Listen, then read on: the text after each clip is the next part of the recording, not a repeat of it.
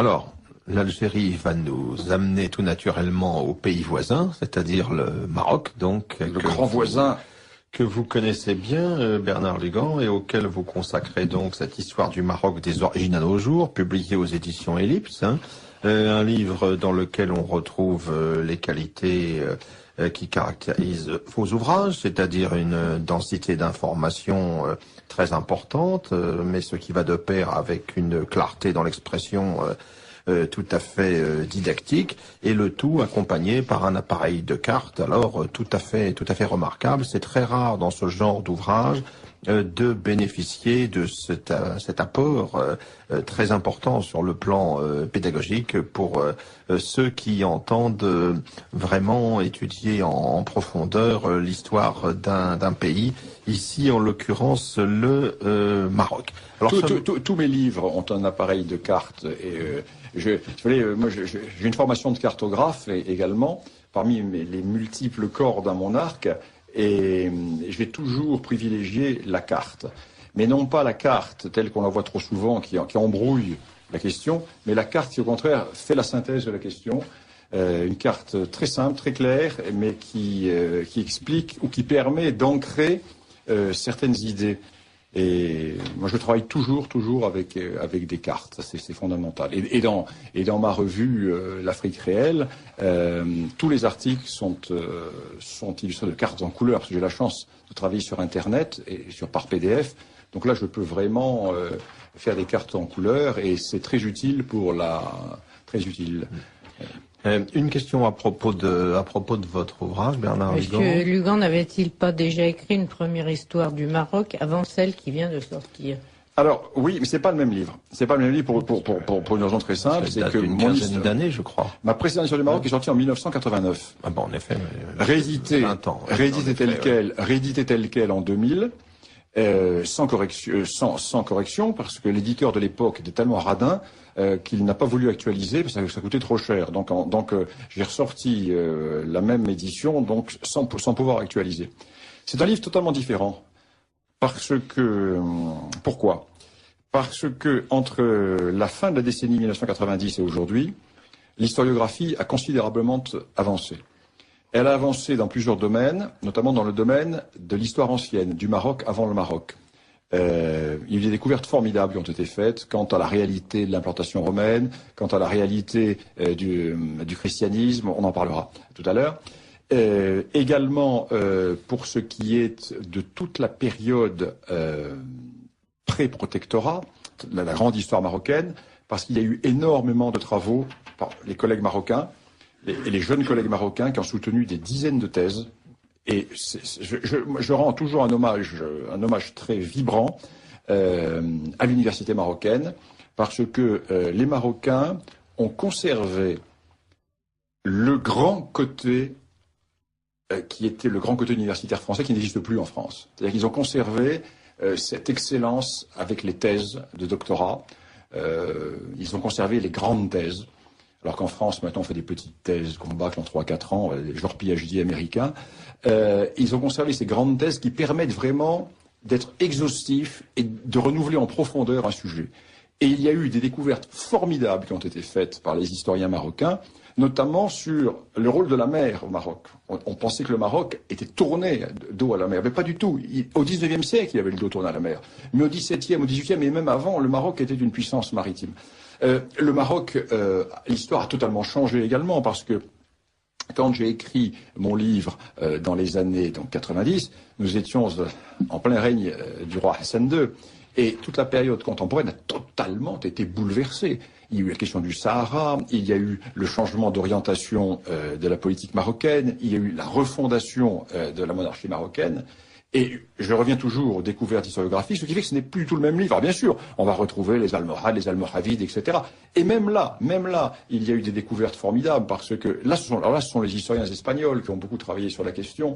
Et j'ai intégré l'historiographie la plus contemporaine. Non, c'est un livre totalement différent de celui que j'avais écrit il y a 25 ans. Comme mon histoire d'Afrique du Sud, d'ailleurs. L'histoire d'Afrique du Sud que j'ai publiée il y a 1 an est une histoire totalement différente de l'histoire que j'ai publiée en 1986, parce qu'il y a toute une dimension ethnique qui n'apparaissait pas à l'époque et que j'ai intégré sur la longue durée et qui ne se trouvait pas dans le livre. Et puis c'est un pays qui a totalement changé. Le Maroc de Mohamed VI a autant changé par rapport au Maroc d'Hassan II que l'Afrique du Sud de l'époque de Botha par rapport à l'époque de Zuma. Et l'évolution politique a fait que se sont ouverts des champs de recherche historique en amont. Et ces champs de recherche historique, totalement inconnus en France, je les ai intégrés dans mon livre.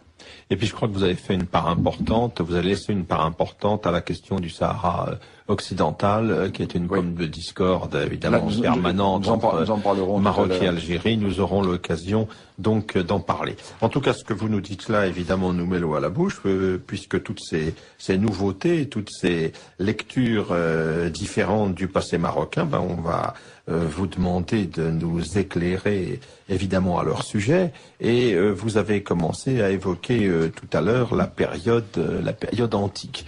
Alors pour ce qui est de la Mauritanie avant la conquête romaine, quels sont les éléments nouveaux qui ont été mis en lumière au cours des dernières décennies? Eh bien, premier élément, un royaume de Mauritanie existait. Deuxième élément, les Romains n'ont pas fondé Volubilis. Volubilis existait avant Rome. Rome a développé Volubilis, mais Volubilis était une des capitales du royaume de Mauritanie. Troisième grande nouveauté, qui est vraiment très importante, l'on nous dit la division du Maghreb en 3 pays, Tunisie, Algérie, Maroc, est totalement artificielle, sauf bien entendu le Maroc. Pas du tout. Nous sommes très exactement dans le prolongement des grands royaumes berbères.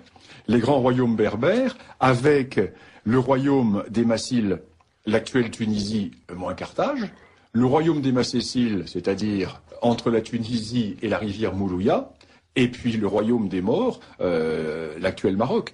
Donc il y a une entité qui existe à l'époque pré-romaine, une triple entité qui va disparaître ensuite à l'époque post-romaine, à l'époque musulmane. Parce que la seule entité qui va se maintenir, ça va être le Maroc. Tandis que l'Algérie va disparaître. La Tunisie aura une évolution un peu bâtarde, mais c'est une autre discussion. Et c'est une réalité qui est fondamentale. Alors, autre élément tout à fait intéressant, nous avions sur les limites de l'implantation romaine, on a dit beaucoup de choses. Maintenant, nous commençons à être bien renseignés. Le Maroc actuel n'a jamais été profondément romanisé. Il y a eu une zone qui a été très romanisée, c'est l'extrême nord, la région de Tanger. La région de Tanger, les ports du Rif, mais les Romains ne sont pas rentrés dans les montagnes du Rif. Une petite partie du littoral atlantique, avec quelques points d'escale, comme Lixus, comme Tamoussida, comme Salah, peut-être Mogador. Qui était d'anciens comptoirs carthaginois. Oui, qui était pour la plupart des comptoirs carthaginois. Et à l'intérieur, les Romains avaient en fait installé une pénétrante jusqu'à Volubilis, et au sud de Volubilis avaient 2 ou 3 petites garnisons, dont Tokolosida et Elgour. Et ce qui est frappant, c'est de voir qu'à l'ouest de Volubilis, à l'est de Volubilis, tout le Moyen Atlas est inconnu des Romains, la vallée de la Moulouya est inconnue des Romains, et les Romains ne passaient pas de leur zone de l'actuelle Algérie à l'actuel Maroc par voie de terre, mais par voie maritime. Ouais. Très rapidement, dès le IIe siècle. Ce qui fait que très tôt, Rome va se replier sur, même pas le Maroc utile, sur la partie du Maroc qui flanque les Espagnes. C'est-à-dire que la présence romaine va s'installer sur le littoral du Rif jusqu'à Tingi, d'où la Mauritanie tingitane, Tingi, pour couvrir le flanc sud de l'Espagne. Et entre à peu près Alger, actuel, à peu près grosso modo, et l'actuel Maroc, mais c'est une zone qui va être très largement abandonnée. Abandonnée à qui? Dès le IIe siècle, aux tribus berbères nomades, qui poussent vers le nord, qui poussent des irruptionnes, qui poussent des mouvements vers l'intérieur du pays. Et la présence romaine va être excessivement dense dans l'actuelle Tunisie, dans l'est de l'actuelle Algérie, zones qui vont être profondément christianisées, alors que toute la partie de l'actuel Maroc va être très peu touchée par la christianisation. Par exemple, nous savons qu'au IVe siècle, il y a environ 550 à 600 évêchés, 550 à 600 évêchés, entre Benghazi et Tanger. Mais dans l'actuel Maroc, il y en a deux. Seulement deux. Parce que cette zone n'est pas christianisée. Les Berbères vont passer directement du paganisme à l'islam. Et ce qui n'était pas le cas dans l'actuelle Algérie. Ce qui n'était pas le cas dans l'actuelle Tunisie. D'ailleurs, ce qui est tout à fait frappant, y a-t-il un lien de cause à effet? Je ne sais pas. L'historien se borne à constater cela. C'est que, à aucun moment, les Berbères marocains ne vont combattre l'islam. Ils vont se rallier tout de suite à l'islam. Mais un islam particulier. Ils vont le mettre à leur sauce. Tandis que les Berbères d'Algérie, donc les Kabyles, vont lutter contre l'islam. Et ils vont lutter pendant un siècle. Ils vont se regrouper, ils vont mener la vie dure, ils vont plusieurs fois chasser, aidés par les Byzantins, ils vont plusieurs fois chasser les arabo-musulmans qui vont s'installer à Kérouan, qui vont pousser des raids de plus en plus profonds. Tandis qu'au Maroc, nous sommes très mal renseignés sur la question, mais nous n'avons pas de traces de résistance berbère à l'islam. Parce que les conquérants arabo-musulmans qui arrivent dans l'actuel Maroc vont avoir l'intelligence de comprendre que le monde berbère marocain est un monde qu'il vaut mieux ne pas se braquer, et ils vont laisser les Berbères marocains vivre leur vie traditionnelle, et ils vont simplement leur demander l'adhésion à l'islam. Vont arriver les Arabes physiques et ethniques plus tard. Et ce sont d'ailleurs ces Berbères marocains, ceux du Rif, qui vont fournir les contingents de la conquête de l'Espagne à partir de 711. Ils vont passer du paganisme à l'islam, conquête des Espagnes. Et ce phénomène est tout à fait intéressant parce que les Arabes vont arriver beaucoup plus tard et le premier royaume marocain, le noyau du premier royaume marocain, va être fondé pourtant par un Arabe, Idriss. Idriss, qui est un Alide, qui est un membre de la famille du prophète, qui est obligé de fuir l'Arabie au moment des persécutions alides, et qui va se réfugier. Alors son frère va s'installer à Tlemcen, et lui va s'installer à Volubilis. Et là, il va avoir, ou la chance, ou le hasard, on ne sait pas, il va s'installer au cœur de la confédération berbère qui tient tout le nord du Maroc. Et la tribu des Berbères qui le reçoit était une tribu qui était originaire de Kabylie. Et cette tribu avait migré, s'était installée dans la région, et cette tribu va donc l'accueillir, et Idriss va, à partir de cette tribu, fonder le premier noyau de l'État marocain. Mais il n'y a pas d'Arabes ethniques à l'époque au Maroc. Idriss meurt, est empoisonné, son fils, donc Idriss II, qui est donc un métis d'Arabes et de Berbères, va vouloir se dégager de l'emprise de la tribu berbère, sont les Maghraouas, et de son beau-père, et il va quitter Volubilis, Walili, en arabe, et il va fonder la ville de Fès.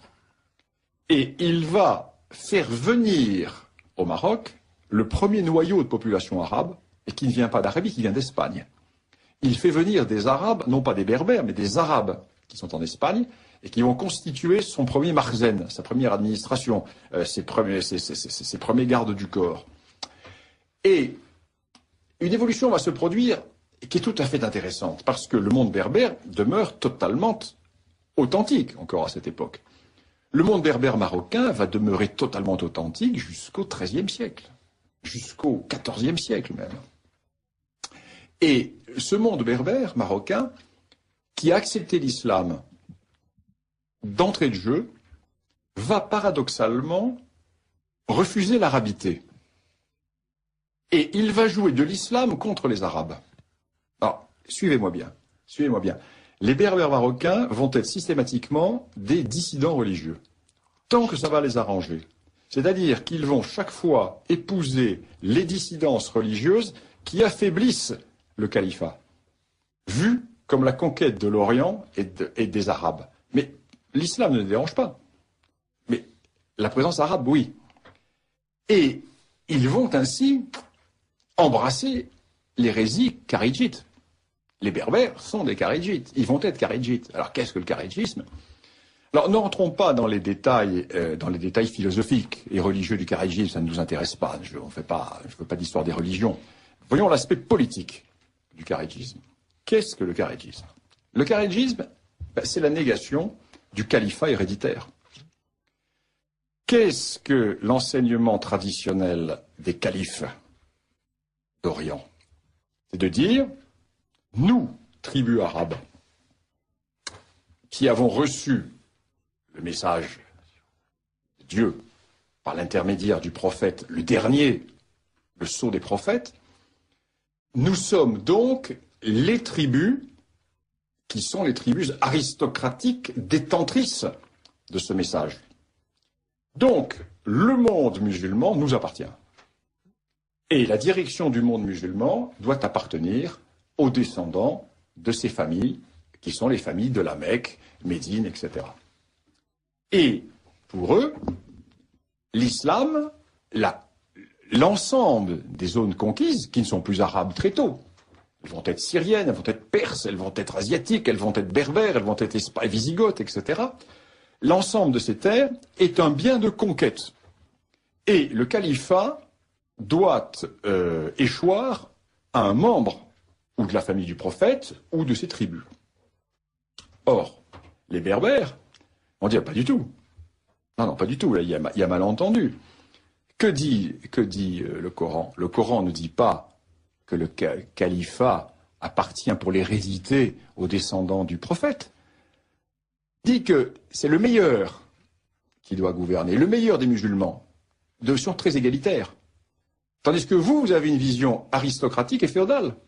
Tandis que ça peut très bien être un Nubien, un Berbère, un Andalou, s'il est le meilleur.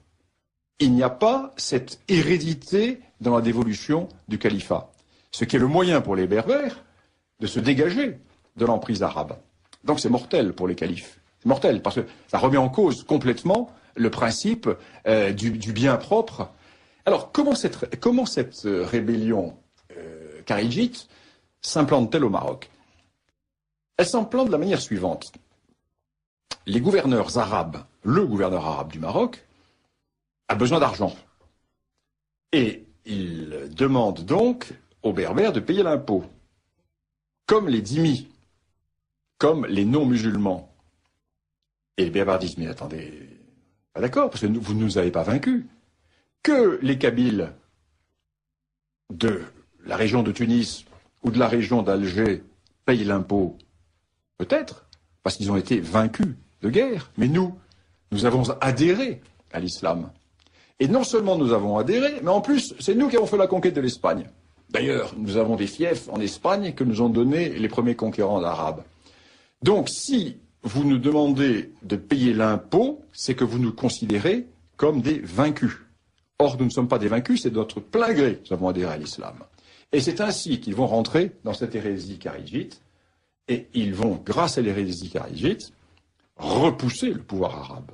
Mais, dès qu'ils auront repoussé le pouvoir arabe, et dès qu'ils seront menacés par des États kharidjites, ils vont revenir à l'orthodoxie, dès lors que le califat ne les menace plus.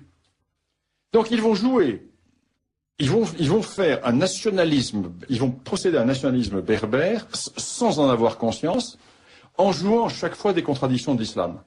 Et ça, c'est fondamental. C'est fondamental dans l'histoire de la naissance de l'État marocain. Oui, on voit déjà là se forger une identité particulière sur une base religieuse, mais qui va s'installer ensuite dans la durée sous des formes différentes au fil des siècles. Avec un islam excessivement syncrétiste qui va, dans le monde berbère, garder énormément de traits du paganisme.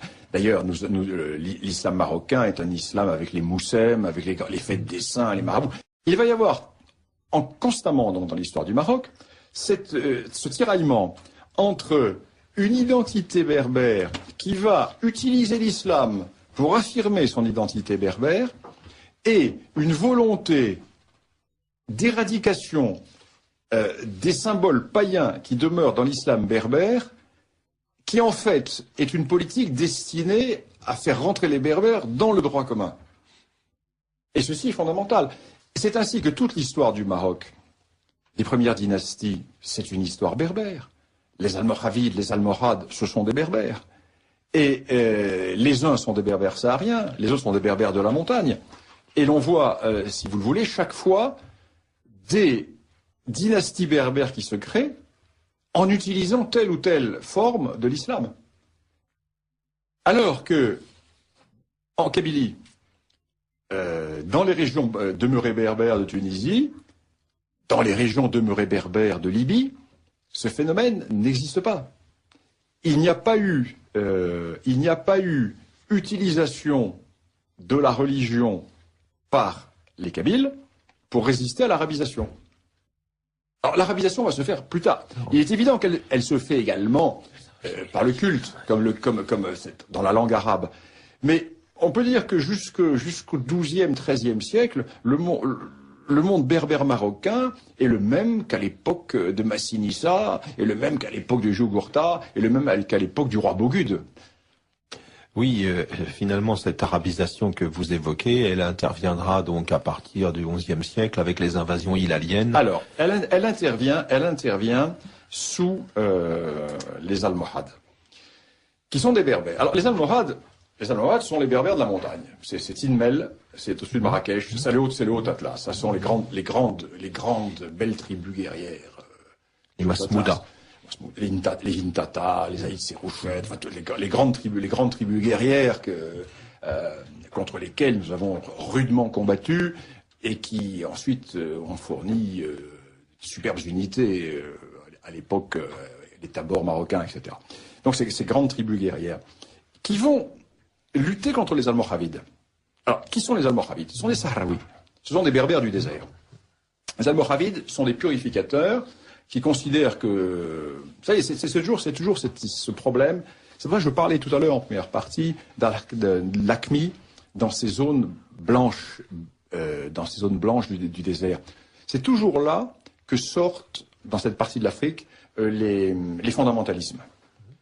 Le fondamentalisme sort souvent du désert, parce que les gens sont face à d'autres milieux, etc.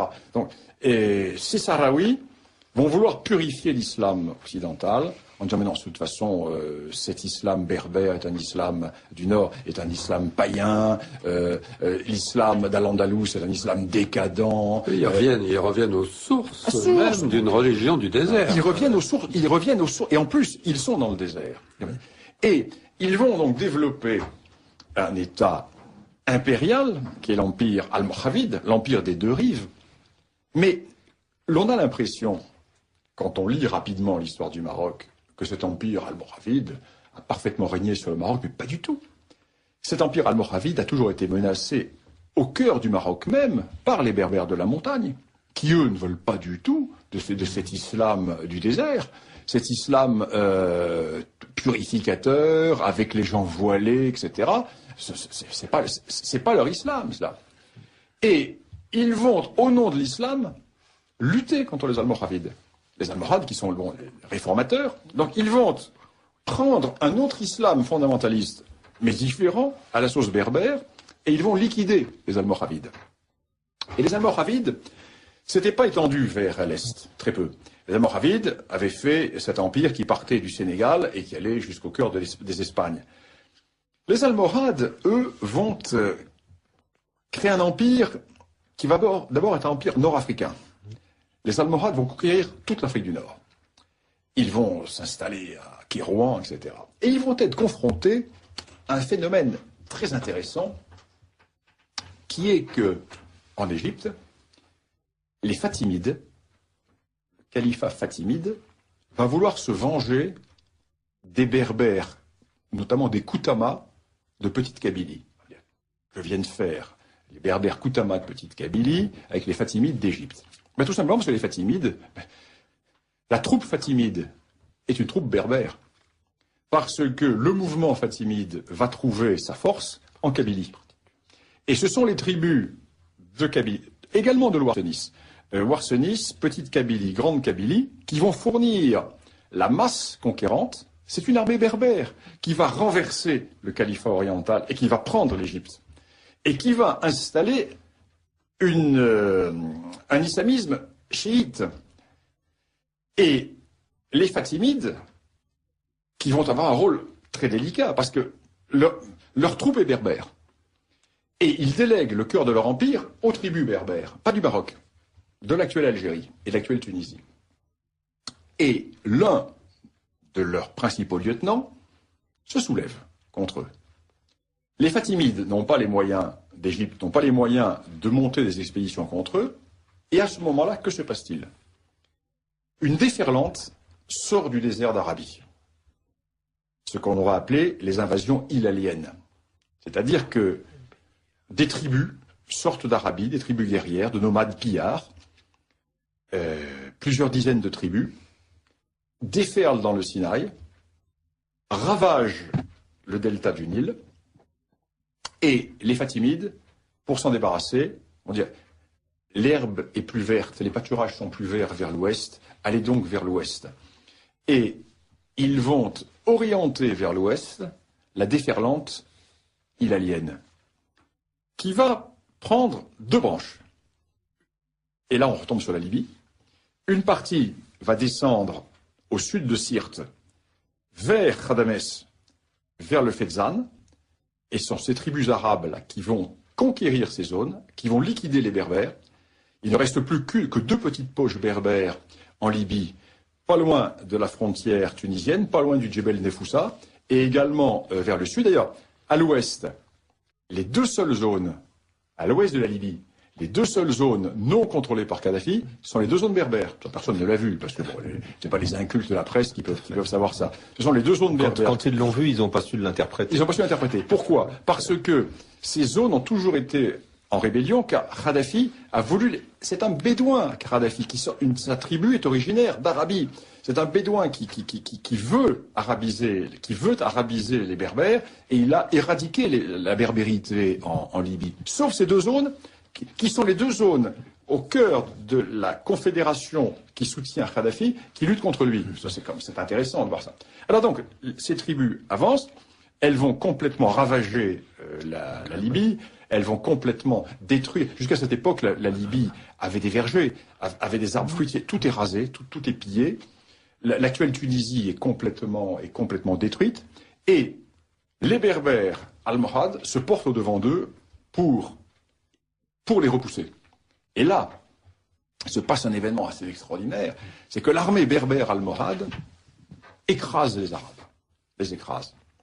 Et les sultans almohades, au lieu de les renvoyer vers l'Est, sont à ce moment-là sollicités par la Reconquista que vous connaissez bien, Philippe Conrad, la Reconquista chrétienne qui redémarre en Espagne, et les princes musulmans qui avaient fait appel aux Almoravides, qui ensuite s'étaient retournés contre les Almoravides, face aux dangers chrétiens, font appel à nouveau aux Marocains, et cette fois-ci aux Almohades, et les Almohades se disent, bon, plutôt que de passer tous ces Arabes au fil de l'épée, on va les prendre comme soldats, on va les envoyer en Espagne pour faire la guerre contre les chrétiens. Mais, manque de chance, le sultan meurt, et son successeur se retrouve avec sur les bras toute une série de tribus. Les Beni Solahem, les Beni Mahil, etc. Et il va, au lieu de les repousser, les installer dans la zone qui ressemble territorialement le plus à leur zone de départ, la vallée de la Moulouya, qui sépare l'actuelle Algérie de l'actuel Maroc. Et ces tribus vont commencer à s'installer dans la zone, à nomadiser, et à partir de ce moment-là, l'élément ethnique arabe est introduit au Maroc. Et cet élément ethnique arabe va poursuivre ses activités bédouines, c'est-à-dire de nomadisation. Ils vont contourner Atlas par la trouée de Taza, et ils vont s'abattre sur les plaines atlantiques. Toute la région des Doukala Les populations des Doukala s'imaginent être arabes. Elles ne sont pas arabes. Il s'agit de populations de berbères qui ont été arabisées. Et le nom des tribus berbères du coin a disparu. Et il y a eu un remplacement de population qui s'est produit, ou une arabisation de ces populations. Et c'est à ce moment-là que la coupure pleine montagne va se faire, qui n'existait pas auparavant, parce que les berbères étaient partout. Alors à partir de la fin de du 12e, 13e, accélération au 14e siècle, l'on voit cet élément arabe qui va intervenir dans la vie politique marocaine. Alors cet élément arabe qui va avoir un rôle fondamental, parce que cet élément arabe, à partir du moment où les dynasties berbères vont disparaître, pour être remplacées par la dynastie alawite, qui est une dynastie arabe originaire du Tafilalet, on les appelle également les Philaliens parce qu'ils sont originaires du Tafilalet. Donc les alaouites arrivent d'Arabie, ils sont des descendants du prophète, hein, c'est une famille de shérifs, et ils s'installent donc dans le sud du Maroc, dans la région du Tafilalet. Et à partir du moment où les alaouites vont être au pouvoir, ils vont être en permanence confrontés à un double phénomène. L'État marocain est puissant et il contrôle la plupart du pays. L'État marocain est faible et des dissidences ont lieu un peu partout. Et les tribus arabes vont monnayer leur aide et leur appui contre des avantages. Alors à ce moment-là, on va voir des tribus arabes qui vont s'installer dans la plaine de Marrakech, alors que jusque-là, il n'y en avait pas.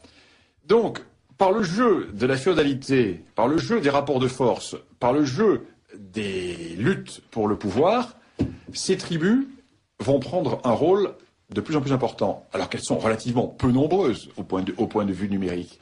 Et elles vont jouer un rôle déterminant dans l'histoire du Maroc. Alors, pendant toute cette histoire se déroulait, il y a eu, il faut le rappeler, un changement du centre de gravité. Nous avons démarré avec la dynastie idrisside autour de Fès. On bascule à Marrakech. C'est-à-dire au nord-est, avec les Almoravides d'abord, les Almohades ensuite. Nous passons à Marrakech. Nous passons à Marrakech. Et les Almohades commencent, très long siège de Marrakech, très long siège. Les Almoravides sont repliés dans leur cité. Et finalement, les Berbères de la montagne, les Almohades vont réussir à prendre la ville de Marrakech. Ils vont passer tout le monde au fil de l'épée. Tous les Almoravides vont être passés au fil de l'épée. Et les Almohades vont détruire le palais des Almoravides. Et sur les ruines du palais des Almoravides, ils vont construire la grande mosquée. Et Marrakech va devenir la capitale du Maroc, alternativement avec Fès. Donc, en fonction des dynasties, Fès, Marrakech, ou parfois d'ailleurs les deux. À telle enseigne que dans certaines périodes d'anarchie, notamment à l'époque des Beni Wattas, etc., mais ça c'est ultérieur, l'on distinguera un royaume de Fès et un royaume de Marrakech. Et disons que, comme le temps passe, l'unité marocaine va être refaite tout au long du règne des sultans alaouites, avec un double basculement. Jusqu'au XIVe siècle, disons même jusqu'à la fin du XIVe siècle, le Maroc est le pont entre l'Afrique et l'Europe. Parce que même si Al-Andalus n'est pas politiquement marocain, les émirs d'Al-Andalus sont totalement tournés vers le Maroc. Parce qu'ils dépendent du Maroc. Ils dépendent économiquement, ils dépendent militairement, etc. Et à partir du moment où la Reconquista se termine, le Maroc se retrouve en rétractation sur la rive africaine. Et le Maroc va reprendre une expansion qu'il a toujours eue, mais qu'il n'avait pas redéveloppée depuis l'époque des Almoravides, vers le sud. Parce que quand vous prenez la carte du Maghreb à l'Aqsa, c'est le Maroc, c'est le Maghreb extrême, le Maghreb occidental, qui est le Maroc, vous avez une grande ligne qui part d'Agadir et qui va jusqu'au Sénégal. Il n'y a pas de désert. Quand on connaît bien la région, et ceux de nos auditeurs qui ont connu cette zone savent très bien qu'il y a le long de l'océan une zone qui fait une dizaine de kilomètres qui n'est pas le vrai désert. notamment dans toute la partie du Sahara occidental, zone que je connais bien, il y a rapprochées les unes des autres des petites cuvettes qu'on appelle les graras, qui reçoivent la nuit un minimum d'humidité maritime, qui fait que l'on peut, par endroits, cultiver, et il y a un minimum de pâturage. Ce qui fait qu'il y a un axe nord-sud, le long de l'Atlantique, qui est une route de migration et une route de commerce qui est tout à fait idéale, qui ne sera pas toujours utilisée, parce que les Rgibat vont souvent, la tribu des Rgibat va souvent couper cette route, ce qui fait que, bien souvent, des routes plus centrales du Sahara vont être utilisées, mais les Marocains vont les contrôler. Et les Marocains, à partir du moment où ils se replient sur la rive sud de la Méditerranée, vont redévelopper les axes transsahariens. Et les Marocains vont se trouver dans une géopolitique tout à fait intéressante. Tout à fait intéressante parce que, à partir de la fin du XVIe siècle, arrive un nouveau partenaire, la Turquie, les Ottomans. Et nous allons voir, et c'est là où on voit que les grands peuples n'ont pas d'ennemis éternels, et que les alliances peuvent changer. Au moment où la chrétienté espagnole repousse les musulmans, après que cette chrétienté espagnole eut expulsé les musulmans, nous allons voir l'État marocain et le roi catholique espagnol alliés contre les Turcs. Parce que les Turcs vont déferler sur l'extrême est du Maghreb, ils vont avaler l'actuelle Tunisie, ils vont avaler l'est de l'actuelle Algérie, et là ils vont buter sur la Moulouya. Ils vont buter sur la Moulouya et sur l'alliance militaire entre l'Espagne et le Maroc. Les Espagnols sont installés à Oran, ils ont une base forte à Oran, qui est commandée par un personnage haut en couleur, qui est le comte d'Alcaudete, et les Turcs vont essayer de pénétrer au Maroc, et le comte d'Alcaudete, avec ses piquiers espagnols sortis de la citadelle d'Oran, va prendre les Turcs à revers, pendant que l'armée marocaine va pousser, les Turcs vont être obligés de se replier sur Alger. Et les Turcs ne vont jamais prendre le Maroc. Le Maroc va échapper à la conquête ottomane.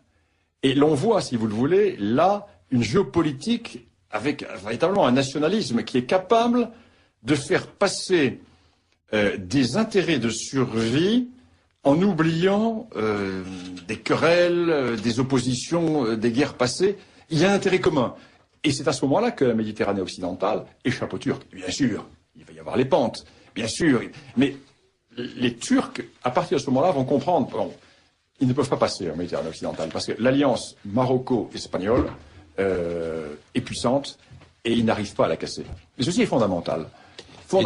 Et dans le même temps, ce Maroc qui a été en quelque sorte bloqué vers le nord par la victoire de la Reconquista ibérique, il va orienter son expansion vers le sud à l'époque de la dynastie saadienne, où on va voir les Marocains, après le fameux combat de Tondibi, s'emparer de Tombouctou et pousser ainsi jusqu'au Niger. Alors là, il y a un espace d'expansion marocaine qui permet de mieux comprendre aussi les débats autour du Sahara, les nostalgies qu'entretient au Maroc la perte de Tindouf au profit de l'Algérie. Alors il y a une très belle histoire, parce que la conquête du Pachalik de Tombouctou par les sultans marocains qui vont combattre, qui vont vaincre l'empire Songhai, l'empire de Gao, l'empire des Songhai, est une superbe histoire, parce que les Marocains vont lancer à travers le Sahara une expédition maritime, une expédition guerrière, qui comportera des bateaux en pièces détachées pour pouvoir naviguer sur le Niger, pour battre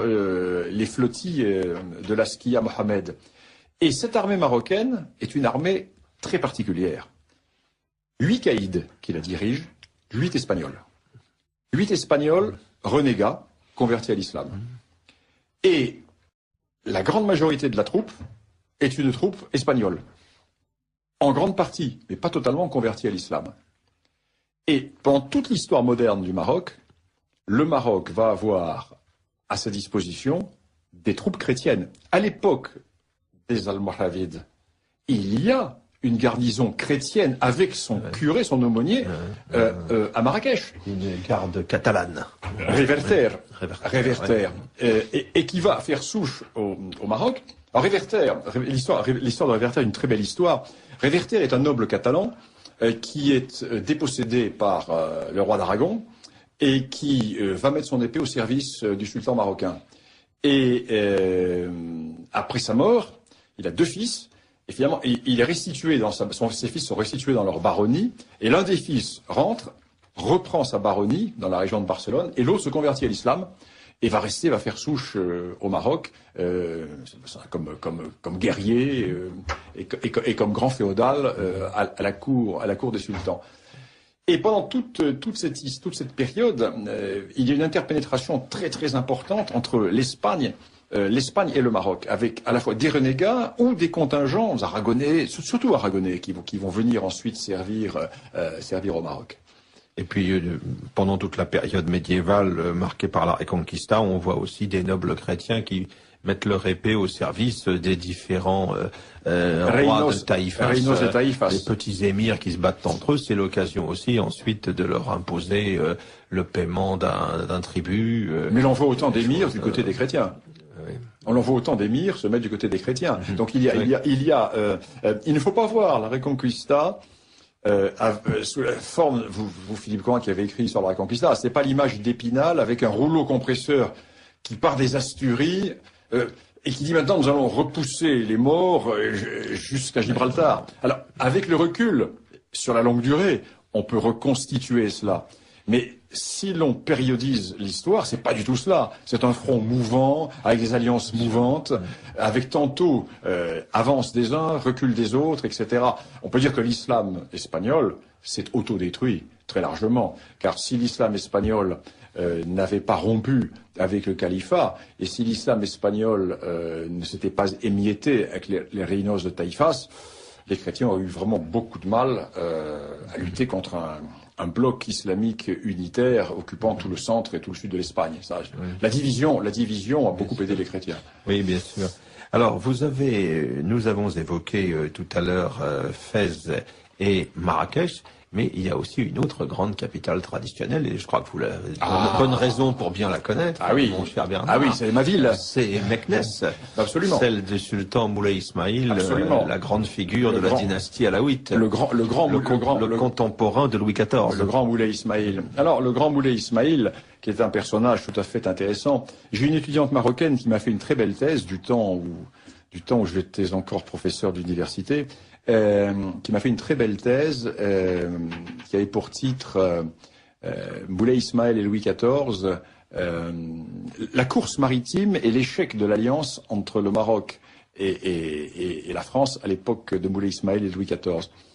Très intéressant, parce que Moulay Ismaïl, qui est un politique très fin, a voulu emmener Louis XIV dans son alliance contre des puissances chrétiennes, à la fois contre les Espagnols et contre les Anglais.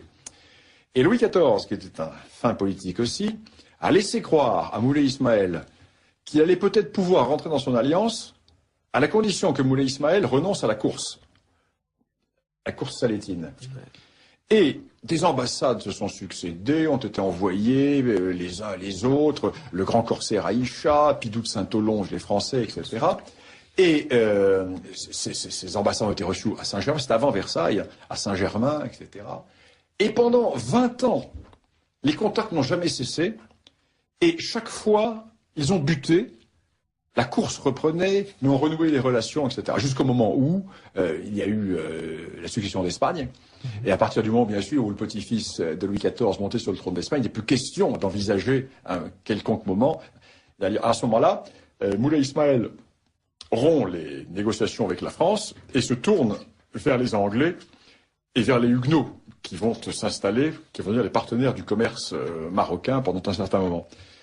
Moulay Ismaïl qui a véritablement créé l'État moderne marocain.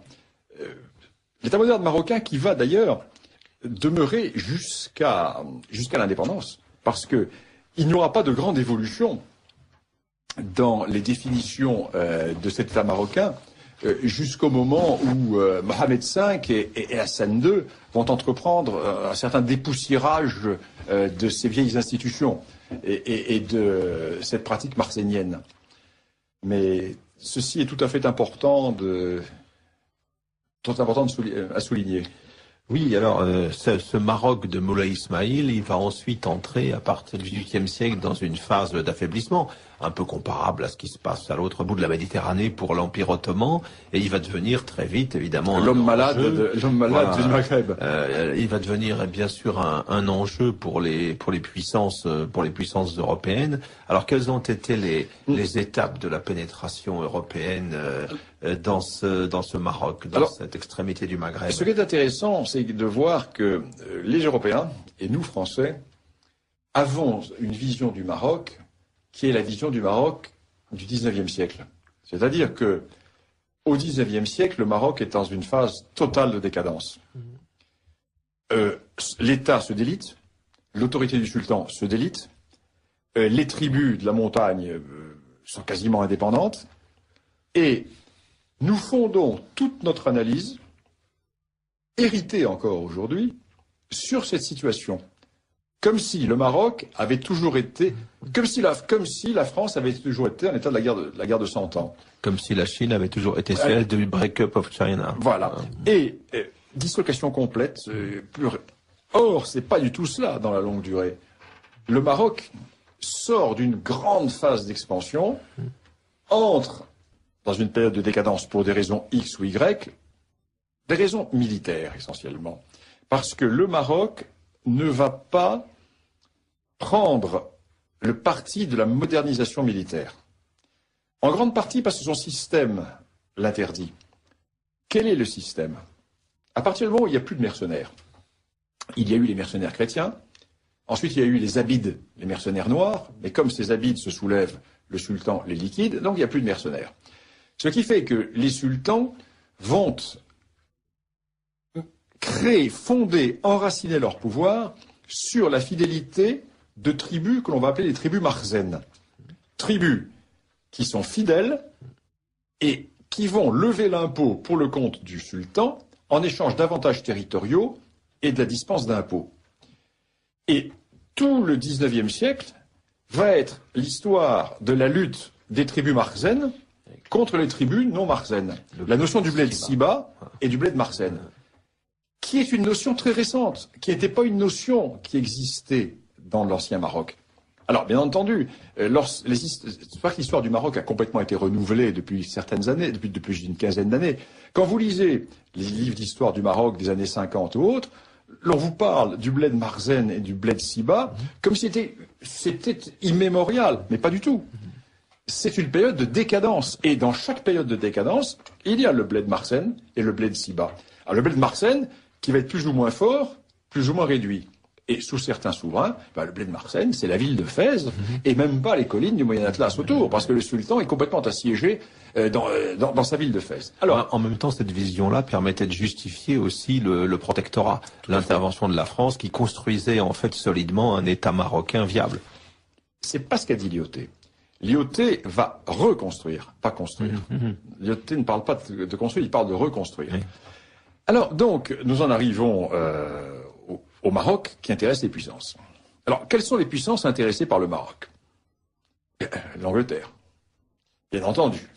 L'Espagne. L'Espagne va vite être écartée parce que les Espagnols ont d'autres problèmes et ils vont être engagés dans leur guerre avec les États-Unis. L'Espagne va être également dans un état de profonde décadence. L'Espagne va prendre des miettes au Maroc, mais avec des difficultés terribles à l'issue de défaites militaires. Même avant la guerre du Rif, il y a des défaites considérables que subissent les Espagnols à la fin du 19e, au début du 20e. L'Allemagne. L'Allemagne va comprendre très tôt que la France ne lâchera pas le Maroc. L'Angleterre va monnayer, des échanges vont se faire, et l'Angleterre va soutenir la France en échange de l'aide que la France va apporter à la politique anglaise dans l'océan Indien, en Égypte, etc. L'Allemagne va faire monter les enchères. L'Allemagne ne va pas chercher vraiment à prendre pied au Maroc, mais l'Allemagne va chercher à sauvegarder au maximum ses intérêts. Et finalement, la France est la grande bénéficiaire. Et la France est la grande bénéficiaire, pourquoi? Parce qu'il y a l'Algérie. S'il n'y avait pas eu l'Algérie, la France ne se serait pas lancée sur le Maroc. Parce que le parti colonial, ce que l'on appellerait les impérialistes maintenant, autour d'Eugène Étienne, etc., ont une priorité qui est fonder définitivement la présence française en Algérie. Or, pour fonder définitivement cette présence, il faut assurer la paix à l'Est et à l'Ouest. À l'Est, la Tunisie va être avalée rapidement, ne posera pas de problème, mais à l'Ouest, c'est un autre morceau, le Maroc. Ce qui fait que la France va procéder en tâche d'huile, va pousser au maximum la frontière de l'Algérie vers l'Ouest. C'est à ce moment-là, d'ailleurs, que les oasis sont rattachées à l'Algérie. L'Algérie, qui n'a jamais existé et qui, par définition, ne possédait pas le Sahara, va se voir administrer le Gourara, le Tidikelt, la Saoura, qui étaient des régions qui étaient marocaines, qui dépendaient de pachas marocains. Les archives marocaines que j'ai consultées, j'ai longuement travaillé dans les archives marocaines, nous avons les daïrs de domination des pachas dans toutes ces régions, dans toutes ces vallées, dans toute cette chaîne d'oasis. La France va pousser jusqu'au moment où l'anarchie va être telle au Maroc que nous allons réussir à imposer le protectorat. Alors là commence véritablement une autre histoire. Là commence une autre histoire parce que le Maroc va avoir une chance considérable. La chance du Maroc, c'est d'avoir eu l'IOT. Imaginons qu'à la place de l'IOT, il y eut un général républicain borné et jacobin. Le Maroc n'existerait plus aujourd'hui. C'est-à-dire, on aurait fait au Maroc ce que l'on a fait avec l'administration algérienne. Alors en Algérie, tout s'est bien passé jusqu'en 70. Sous l'ancienne monarchie et sous l'empereur Napoléon III, tout s'est bien passé. Parce que, et l'empereur Napoléon III avait bien résumé sa politique, je suis l'empereur des Arabes et des Français. Mais l'Algérie est à la France, mais l'Algérie n'est pas à la France. Et l'administration est une administration militaire, avec les bureaux arabes, etc. En 1870, poussé par le cardinal Lavigerie, on ne dira jamais assez le mal qu'a fait le cardinal Lavigerie, à la fois pour notre famille politique, mais également pour la colonisation. Le cardinal Lavigerie est un des responsables de l'échec de l'Algérie française, car ce que ne savent pas nos auditeurs, c'est que Lavigerie est allé à Tours, auprès du gouvernement insurrectionnel, le gouvernement de Tours, ministre de l'Intérieur Crémieux, et tout l'appareil doctrinal de Crémieux sur l'Algérie, c'est Lavigerie qui lui a rédigé. Moi, j'ai publié dans mon histoire de l'Afrique le document de Lavigerie remis à Crémieux. Et Crémieux va appliquer, ne parlons pas des décrets Crémieux, c'est une affaire annexe, mais l'administration, la fin des bureaux arabes, le jacobinisme, le rattachement directement à Paris, etc. Ce qui va provoquer Mokrani, ce qui va provoquer la révolte kabyle. Mokrani, moi j'ai toujours... Ma famille a toujours été fidèle à la France. Le père de Mokrani est un des hommes qui a fourni les contingents pour conquérir Constantine.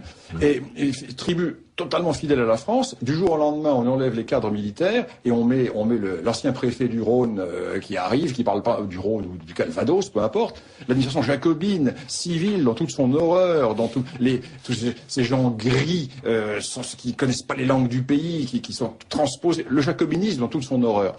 Révolte kabyle, révolte de Mokrani. Mokrani eut parfaitement raison de se révolter. C'est un féodal qui se révolte contre cette médiocratie républicaine. Alors, la chance du Maroc, c'est d'avoir eu l'IOT. C'est d'avoir eu l'IOT, un monarchiste, pas n'importe quel monarchiste, un légitimiste. C'est autre chose. Et traditionnaliste, etc. Et l'IOT qui a fait des bêtises dans sa jeunesse, à ce propos. L'IOT a été un des éléments de la poussée française vers le Maroc. Et l'IOT qui va faire un voyage au Maroc en 1907 avec Regnault, et là, il est sidéré. Parce qu'il connaissait quoi du Maroc, le général Lyautey? Il connaissait les tribus qui faisaient des redzous sur la frontière. Il ne soupçonnait pas cette civilisation. Et il découvre une civilisation. Et ces lettres de Rabat sont extraordinaires. Je les publie dans mon histoire du Maroc. Il écrit ses lettres de Rabat, ses lettres à son ami, à Vogoué notamment. Il écrit sa découverte. Donc, quand il va être nommé résident général, va dire « Mon souci est de ne pas algérianiser le Maroc », c'est-à-dire de ne pas appliquer au Maroc l'administration jacobine, mais au contraire de sauvegarder les institutions marocaines, aider le Maroc à franchir le pas de la modernité, aider à reconstruire le pouvoir du sultan. Donc il dira, moi je suis le premier serviteur du sultan.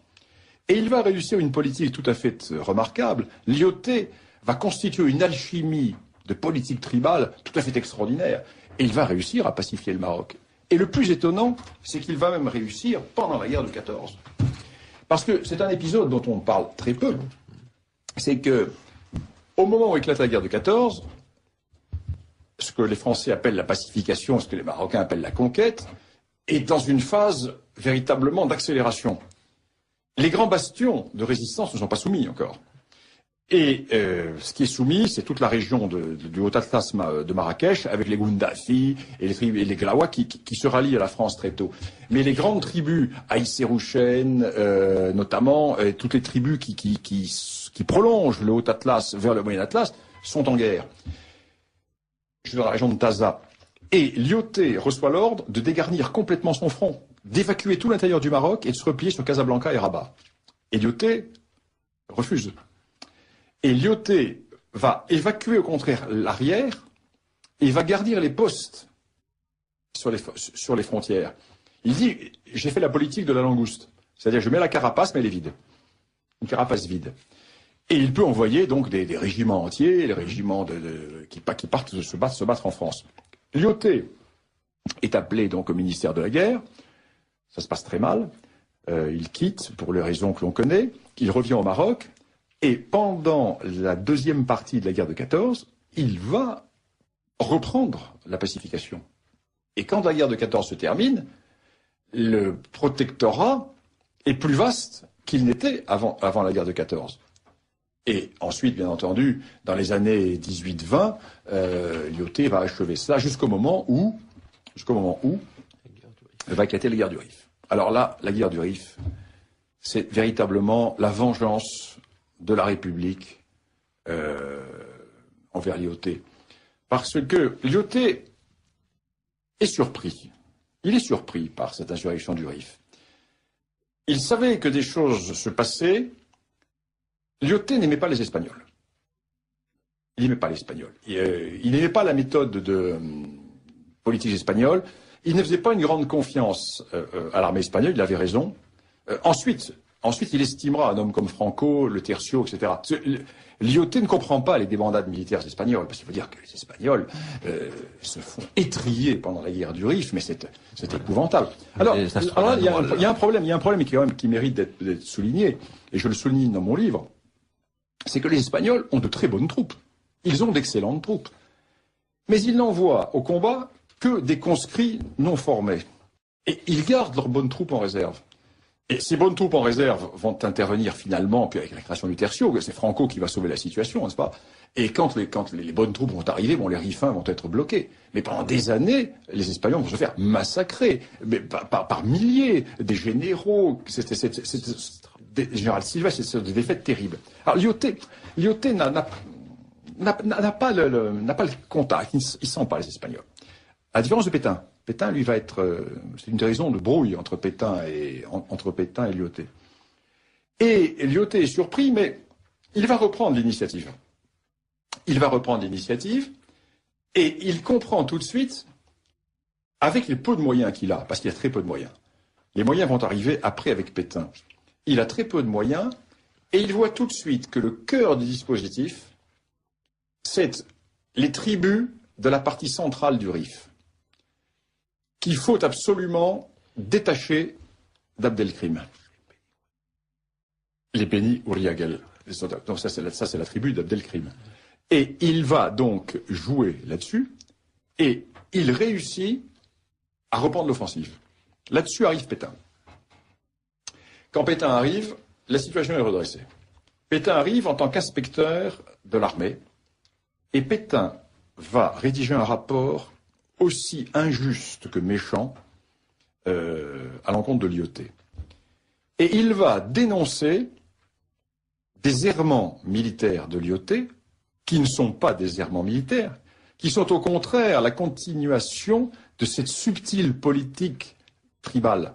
Parce que l'IOT part du principe qu'il ne faut pas éliminer, il ne faut pas exterminer une tribu, car cette tribu va devenir notre allié. Donc il faut la soumettre dans l'honneur. Et Pétain va, lui, prôner la guerre à outrance, la guerre d'écrasement. Et ce rapport est fait par Pétain donc à Paris. Changement de gouvernement.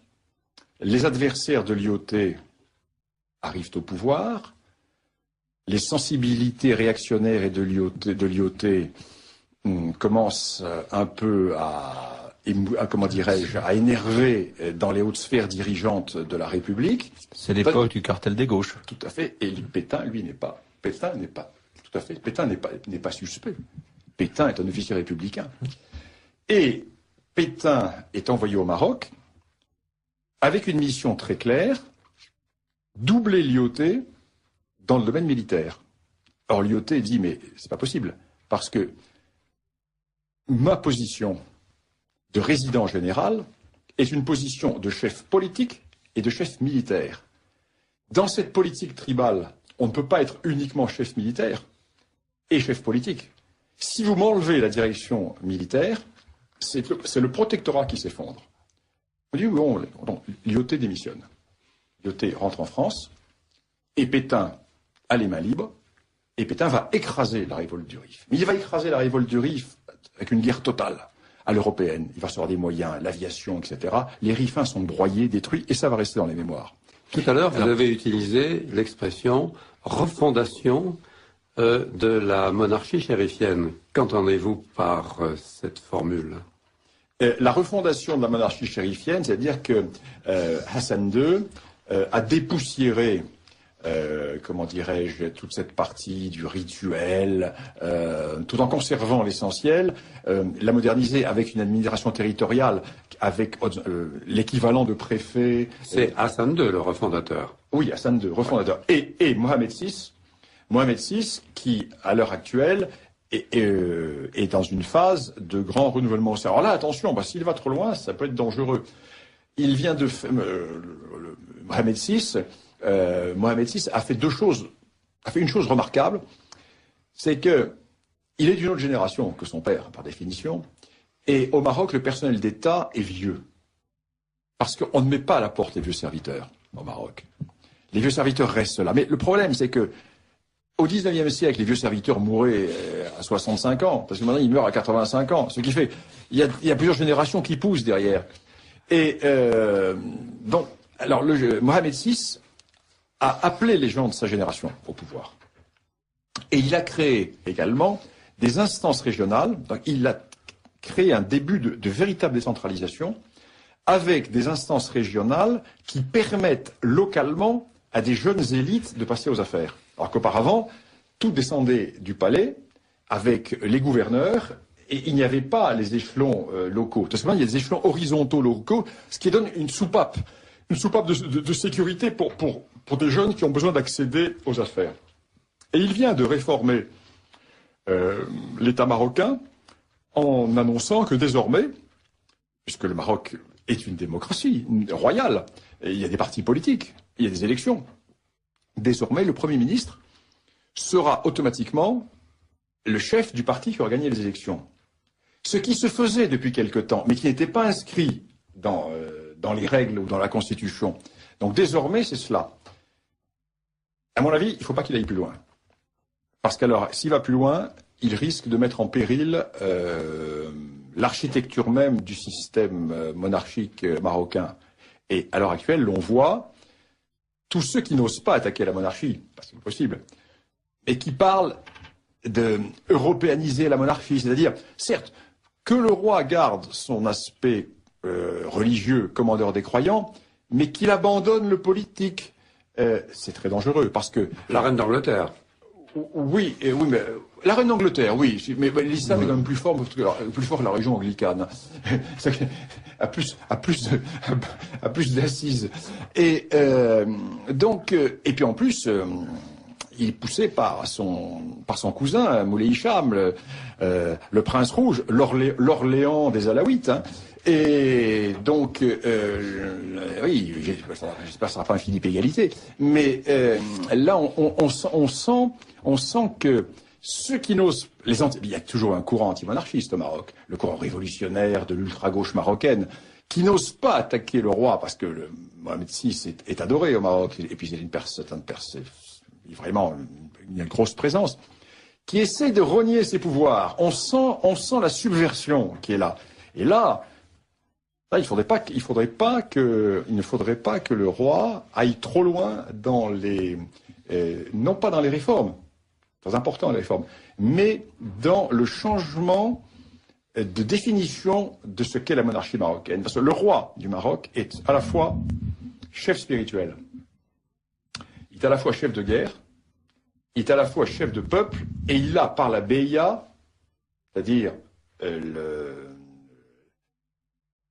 l'obéissance, le serment de la beya, il est à la confluence de toutes les tribus du Maroc et de toutes les hiérarchies marocaines. C'est-à-dire qu'on vient lui prêter la beya, le serment d'allégeance. Donc il fait la synthèse autour de sa personne.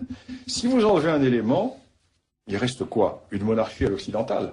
Une monarchie à l'occidentale, sur le corps social marocain, risque de poser de gros problèmes. Donc là, bon, je n'ai pas de conseil à lui donner, bien sûr, mais ne pas trop céder aux sirènes réformistes.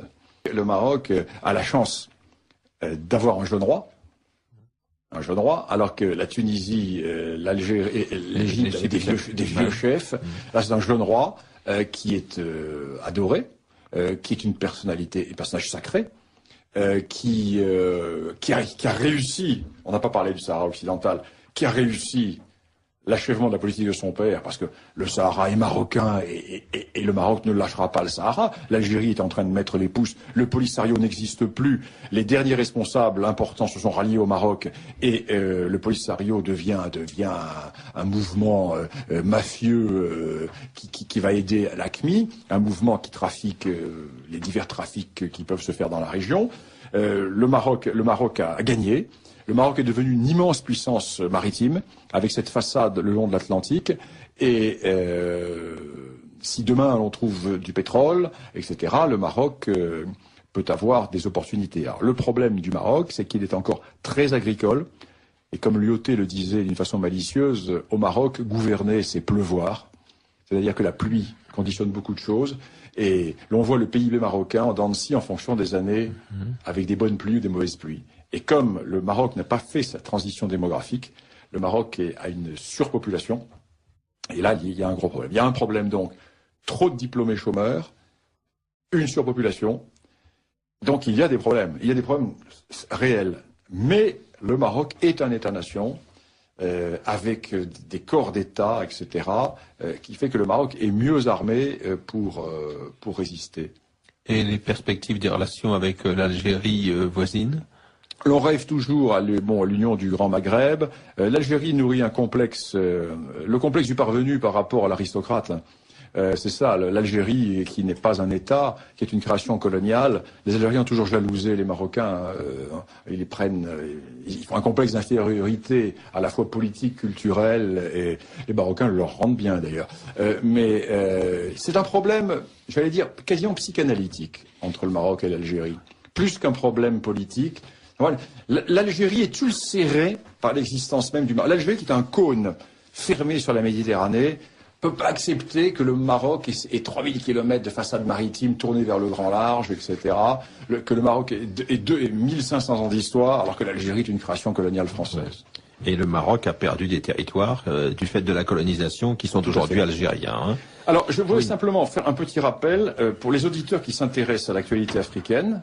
Si vous voulez être tenu au courant de mes communiqués, etc., envoyez donc simplement votre nom sur mon fichier mail et je vous mettrai sur ma liste de destinataires des communiqués et autres. Alors, donc bernard-lugan.com, c'est le site de mon blog et vous aurez là le moyen de me joindre. Donc bernard-lugan.com et tout est expliqué. Eh bien, il me reste à remercier les participants à cette émission, Dominique Vénère et Bernard Lugan. Merci également Françoise Varlet. Nous nous retrouverons maintenant le 26 avril.